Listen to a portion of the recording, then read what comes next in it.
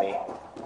Our beds are getting full every day. Nurses are exhausted, physicians are exhausted, we are exhausted. The president spoke about COVID for over 12 and ending. Thank goodness that he finally said something. He praised the new vaccine that we've been talking about all week, and by all indications, it is good news. As for what hospitals and medical professionals and grieving families are up against, the president had little to say. That it matters. Because most people stopped looking at him with comfort or empathy a long, long time ago. Of course, a lot about testing and cases and research, blah, blah, blah. Nothing goes to details and flaws. They don't matter. Leave it. It's happening. Of course, he used the opportunity to threaten all the citizens in New York by withholding the initial dosage of the vaccine, blaming New York's governor, and we'll talk to the governor tonight. And that would matter if she actually did that.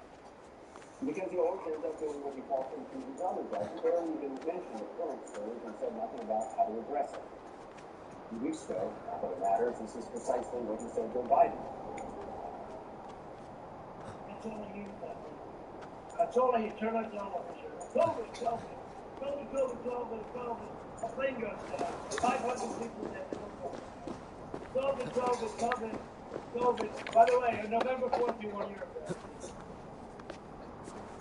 Well, you will hear that, because you must hear that. While I sit here tonight and I was thinking about how many breaths I'm taking, there are thousands and thousands of people gasping for that. And we must hear that. We must do what we can to help. Keep in mind, this thing the president said no one would be talking about anymore, the Biden team's stated first priority. Now, can they deliver? I don't know. If they lie and they twist the truth and make mistakes like the past administration, we will report as diligently and aggressively about that as we have about this president's death. But at least the president-elect is talking about COVID and has been all along. That matters. Wearing a mask matters. The president is doing everything he can to sabotage that, of course. Sadly, that is one thing the president is doing that really does.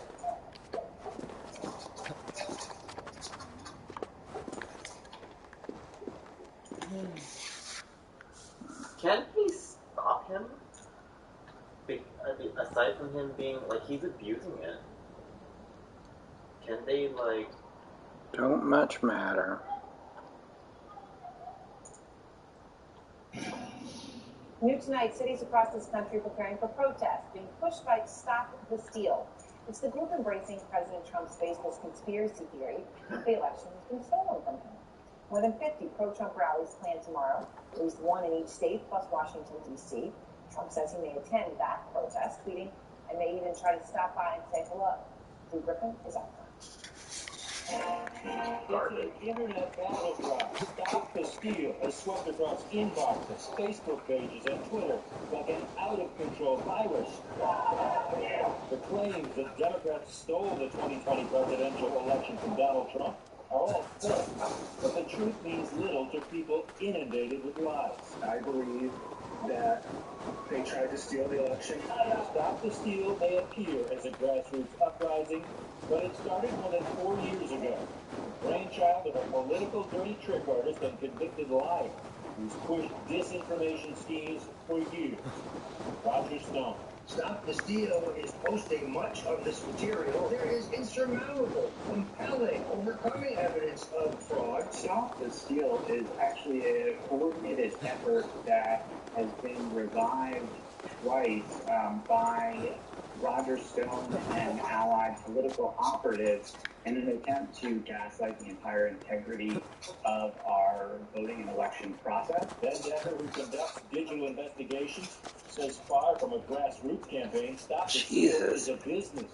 What? 2016, Still going up beside this fucking mountain. Launched StopTheSteal.org, which was asking for $10,000 donations. Purportedly, back then, to help uncover evidence of vote fraud against Donald Trump. Stone told CNN the group was a nonprofit created to ensure the integrity of the vote. What's the detail? Stop the Steal re-emerged briefly in the 2018 midterms. Then in the run-up to 2020, the Stop the Steal campaign rebooted by a group of people orbiting Roger Stone. Shit, I'm going. The cast of characters include Ali Gotta go more. Alexander, the Roger Stone wannabe. Actually, just got a message from Roger Stone. He began hashtagging Stop the Steal weeks before Election Day and launched a Stop the Steal website. I'm one of the co-founders. Amy Kramer, a Tea Party activist who in 2016 formed the group Women Vote Trump with Roger Stone's ex-wife. Kramer was behind a Stop the Steal Facebook group, along with two people who worked on Steve Bannon's discredited We Built the Wall fund. It was taken down by Facebook. Also shut down Facebook pages affiliated with Bannon that coordinated posts, according to Facebook, using inauthentic behavior tactics to artificially boost how many people saw their content. In all, the pages had 2.5 million followers before they were shut. Stop the Steal is a highly coordinated, partisan, political operation. This week, Stone even took his message to the most notorious conspiracy theorist of all, Alex Jones. A hoax is being perpetrated on the American people. Twitter researchers at Clemson University saw the hashtag Stop the Steal mentioned in nearly 2 million tweets.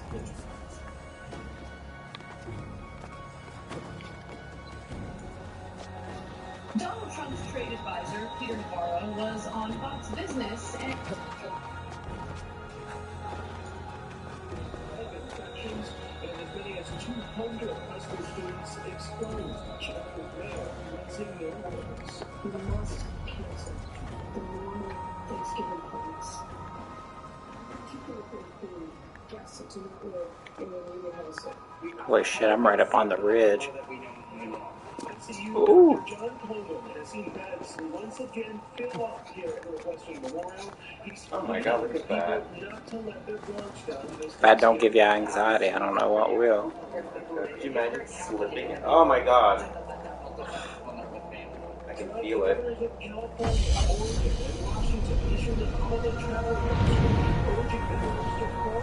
Are you live?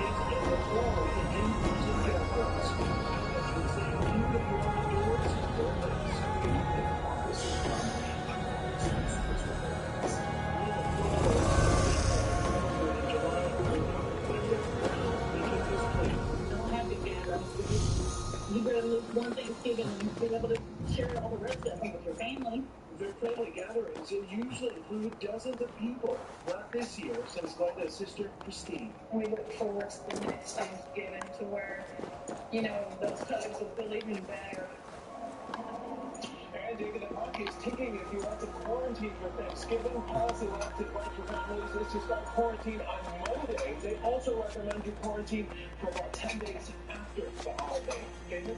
Tonight as well. Thank you, Alex. As I mentioned at the top tonight, President Trump before the cameras for the first time in 8 days today. But he said that signaled that there is a new administration coming. Tonight, his own Department of Homeland Security declaring the election, quote, the most secure in American history. ABC News now projecting Joe Biden to win Georgia, flipping that red state blue for the first time since Bill Clinton in 1992. ABC News also projecting Biden has also flipped Arizona. North Carolina projected for President Trump. The electoral map tonight now stands at 306 for Biden, 232 for President Trump. Biden's 306 electoral votes, that's the same number President Trump won 4 years ago. And tonight, the president's legal efforts being thrown out now by several judges. Here's Terry Moran. The president walked out into the road curtain today that reality has become even harder to deny. Joe Biden now projected as the winner of both Arizona and Georgia, giving him 306 electoral votes, the same number Trump got in 2016, which back then he called a landslide. But today the president acknowledged none of that, instead touting progress on a COVID vaccine. No medical breakthrough of this scope and magnitude has ever been achieved this rapidly, this quickly. Trump did not address the disaster spike in COVID cases across the country. During a campaign, he insisted it was all going away. COVID, COVID, COVID, COVID. By the way, on November 4th, you won't hear about it.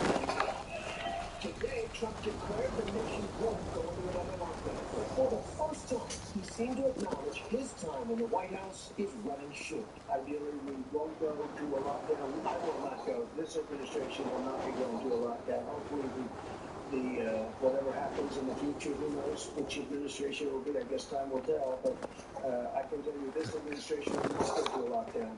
Trump's refusal to admit defeat is throwing a wrench into Biden's plan to tackle the virus. His team has been blocked from coordinating with the White House coronavirus task force. As time passes, the need to get the full access we are entitled to, the full access that the American people want us to have, it grows each day.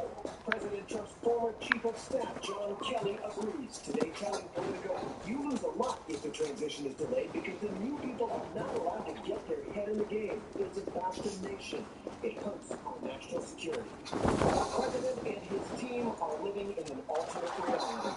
It would look pretty bad if he did not attend the inauguration in South Florida. Without South Florida.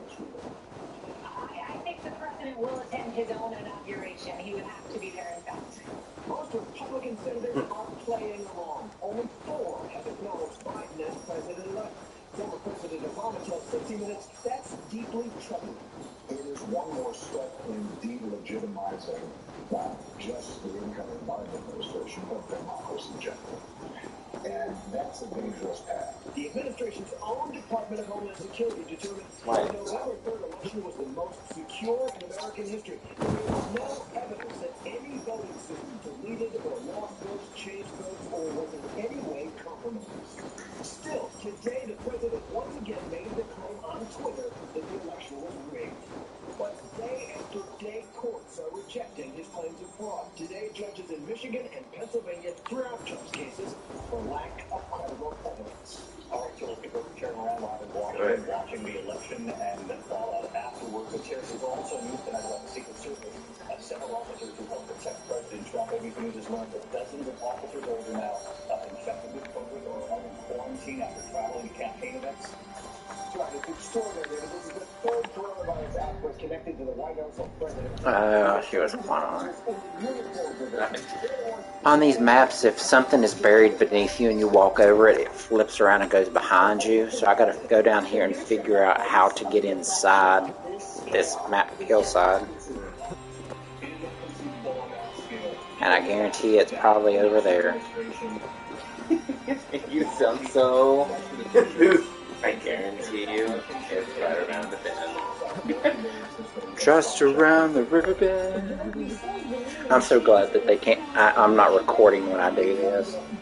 Or voice recording. That is fun. Oh, they can watch it all they want to. They don't need to hear my dumbass comments. I can make giggles when I was over hearing people at the exchange or like family. Even people are falling in line. I couldn't. I was like, oh my god, I'm such a bitch. I'm like giggles. You should have recorded. You should have sold your soul. I don't see how people knew. Did not know or knew? I don't see how people. Oh, fuck you, buddy.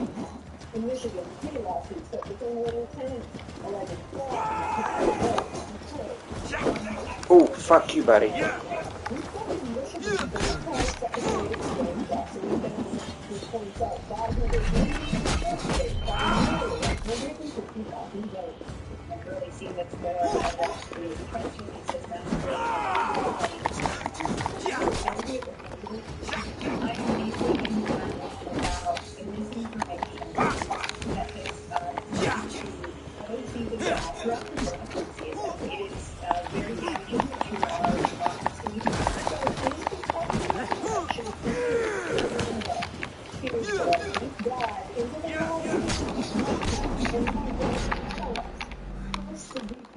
In Wisconsin, where Biden leads by over 20,000